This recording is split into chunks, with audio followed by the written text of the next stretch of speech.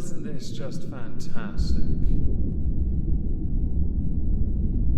Captain's Log, Subdate 210108.9. With the weekend approaching, I've replicated myself a few cocktails, steaks, and sundaes. The rest of my crew get emergency rations, along with an order to increase efficiency, as it currently sits at 32.7%. Welcome everyone to This Week at Twitter, or Twat. Today we have 7 subjects I'd like to go through. Before we start, there will be a political recap stream over on the Moistonian Live channel with my scrumptious co-host, Trups LP. Capitol Hill is undoubtedly going to be the subject, along with that man that looked like Mantar. Link to that and the channel and Trups' channel in the description down below. So to start, we're going to go with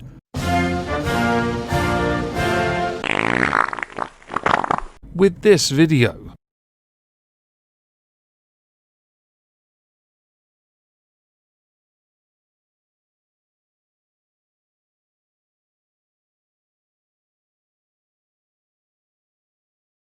I have no earthly idea what I just watched. All I know is, it's absolute blasphemy. Generally speaking, when it comes to what is supposed to be a burger, I don't see the point of using a spoon to eat it, or have it served to me in a trough. And with that spirit in mind,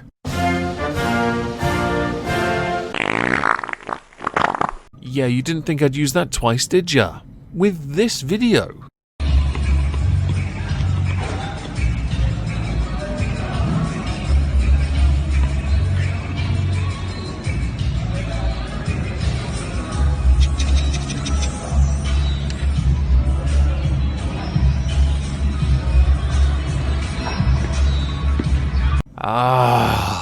I remember these kind of burgers when I was a kid. The novelty was hilarious, but in reality as an adult I see it as a waste of cheese.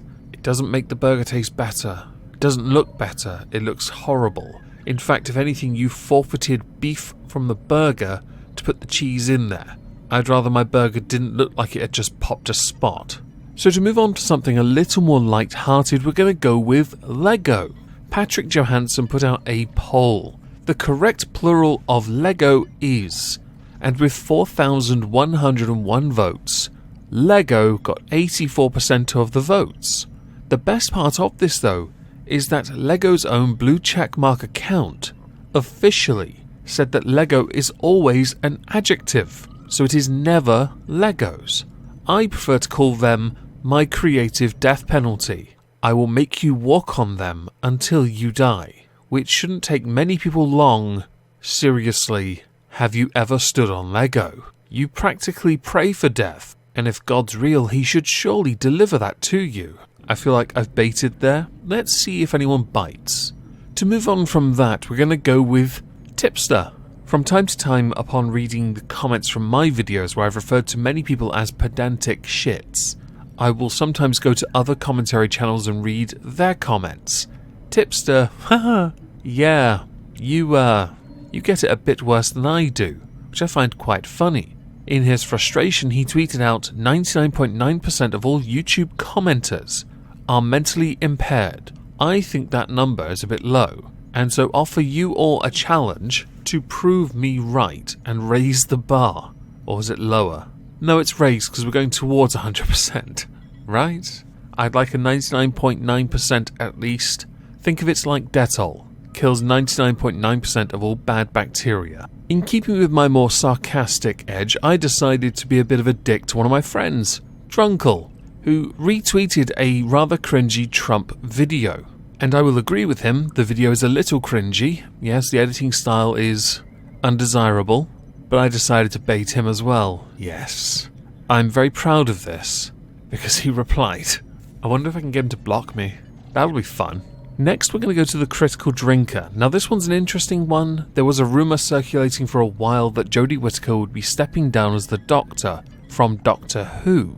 Critical Drinker, I mean, he said what everyone was thinking. After stumbling her way through 3 disastrous seasons, destroying one of the longest-running shows on British TV, the worst Doctor ever to inhabit the role finally quits. So long and farewell, you ridiculous, talentless moron. I do firmly believe, though, Critical Drinker, you are placing the blame at the feet of the wrong person. Chibnall was the one you meant to go for, the showrunner, the person writing the stories. Many were very much against having a female doctor because it meant nixing canon.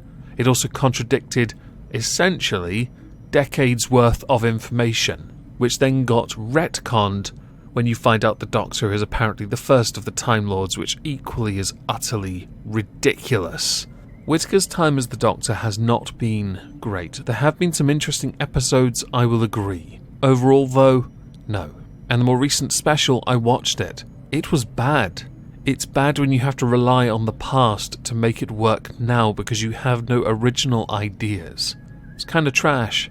And you knew that was the case, the showrunners of Doctor Who, because you had to reintroduce all the old villains because the first season wasn't doing so well. Yes, it started off rather well, but that's the case with all new Doctors. It is not the fault of Jodie Whittaker, and I'd also argue she's a better Doctor than Colin Baker. Vastly better than Colin Baker. So she's not quite the worst Doctor, although everyone keeps saying to me it's Peter Davison. You're all wrong, he's one of the best ones. In truth, the discussion about who is and is not the best Doctor is one I could have at great length with many fans of the show from all eras. I really could. I will concede, though, having 3 companions with the Doctor made it unbearable to watch, along with a very nasty mentality being portrayed rather subtly throughout the story, where it put the blame on people for the past instead of trying to inspire people. And the less said about the love story arcs, the better. To our penultimate tweet, we go to a thread by The Big Dragon Roasts Something. People really downplay the role that anti-feminism and the men's rights activist movement, men's rights movement, by the way, had in inspiring people to become fascists. That's interesting, because most anti-feminists I knew, within the online sphere especially, and men's rights activists, they were all ardently against violence. In fact, the majority resoundingly said the same. Do not resort to violence to get your point across. Many were frustrated and would use rather vulgar language. Yes, but all condemned violence. They condemned it against Richard Spencer when he was punched. Do you remember that? It put Spencer on the map, but everyone condemned it. And people condemned all the marches where it resorted to violence. They said the same about Antifa and BLM whenever any of their events got violent. Any of the protests of any kind got violent.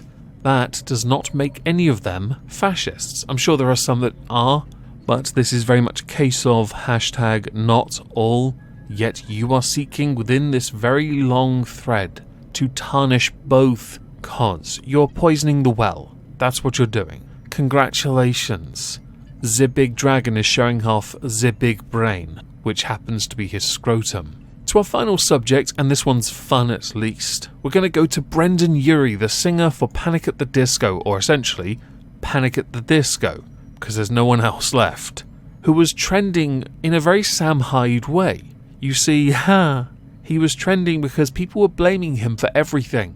So I challenge you all, along with raising that bar to 100% of mentally impaired comments, blame Brendan Urie for something. The most creative one gets pinned. As we're done here, I'd love to know what you think, but predominantly focus on the tipster comment and Brendan Urie being blamed for everything. Please comment down below. If I don't see you on the political recap stream, have a fantastic Friday and subsequent weekend. And thank you all for listening.